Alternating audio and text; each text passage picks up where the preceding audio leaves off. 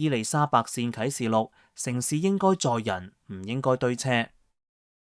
伊麗莎白線開通嗰年，倫敦鬆咗一口氣。呢條東西貫通嘅地下幹線本來應該2018年啟用，結果遲咗4年，造價由148億英鎊漲到近190億英鎊。當時民怨沸騰，媒體冷嘲熱諷，話呢個係白象工程。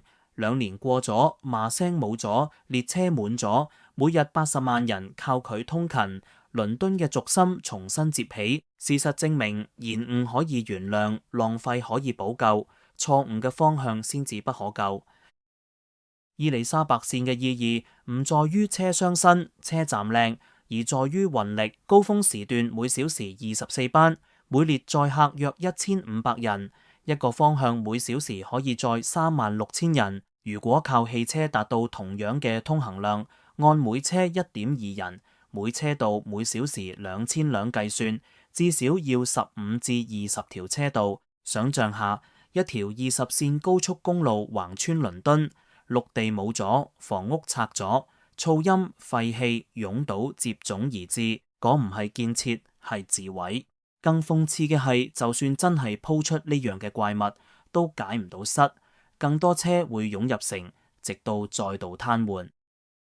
巴黎嘅 RER-A 線都係同樣道理，雙層列車每小時可以運78000人，要用汽車取代，特鋪出30多條車道。巴黎寧願往地底挖，因為佢哋明地面應該留俾人，唔應該留俾車。鐵路集中輸送，節能、省地、穩定，呢唔係浪漫，係理性。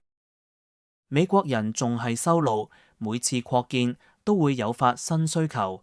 車越多，路越縮，城市越鋪越散，距離越拉越遠，納稅人年年替擁堵埋單。即使電動車普及，能減排放，卻減唔到塞車。再乾淨嘅車都要佔空間，再寬嘅路都終會滿。當人人都開車，冇人可以快。出路在於定價，開車應該付出真實成本，按里程收費，行1厘付1厘。進入擁堵區，再加一層費用，用得多付得多，公平簡單。呢唔係懲罰，係矯正。道路係公共資源，唔應該免費，繳來嘅費應專款專用，投進地鐵、巴士同鐵路擴建，讓大眾交通更密、更準、更方便，開車自然會少。公共交通唔係福利，係投資，佢讓人更快到達，讓城市更有效率。伊麗莎白線嘅成功證明真正嘅現代化唔在柏油上，而在軌道中。城市應該輸送人，唔應該堆車。修更多車道只會修出更大嘅混亂。少一輛車，多一啲空氣；少一條路，多一啲生活。方向啱，時間會證明價值。伊麗莎白線雖然遲到，卻遲得有理。